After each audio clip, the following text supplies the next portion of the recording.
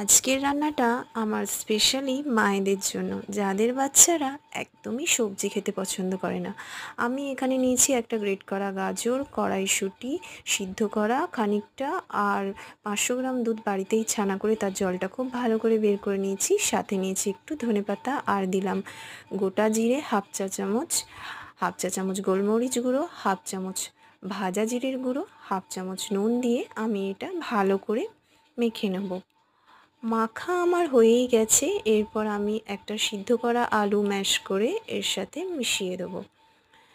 এরপর এটা আমি রেডি করে নিলাম। এবার পাউরুটিগুলো নিয়ে তার এক পাশে এইভাবে আমি বাটার লাগিয়ে নেব, আর যে দিকটা বাটার লাগানো নেই সেই অংশটা আমি দুটো পাউরুটির এইভাবে উল্টে নিলাম।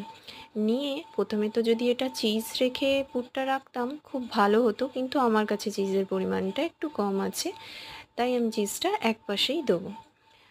তার উপর দিয়ে আমি ডাইস চিজ দিয়ে দিলাম, আর বাটার লাগানো পাউরুটিটা উপরের দিকে রেখে এইভাবে আমি এটা কভার করে দিলাম। এরপর গ্যাসে তাওয়া বসিয়ে হালকা গ্যাসটা সিমে রেখে তারপর আমি এগুলো হালকা ফ্রাই করে নেব। এটা খুব টেস্টি একটা স্যান্ডউইচ। যদি আমি এদিকেও চিজ দিতাম, চিজ দিয়ে পুরটা রাখতাম, তাহলে রুটিটা এভাবে খুলে যেত না, কিন্তু আমার কাছে কম ছিল। তবুও দেখো এটা কত টেস্টি, কত ইয়ামি দেখতে হয়েছে। বাচ্চারা এটা খুবই আনন্দ করে খায়, আর খুব হেলদি একটা খাবার। থ্যাংক ইউ আমার ভিডিওটা দেখার জন্য।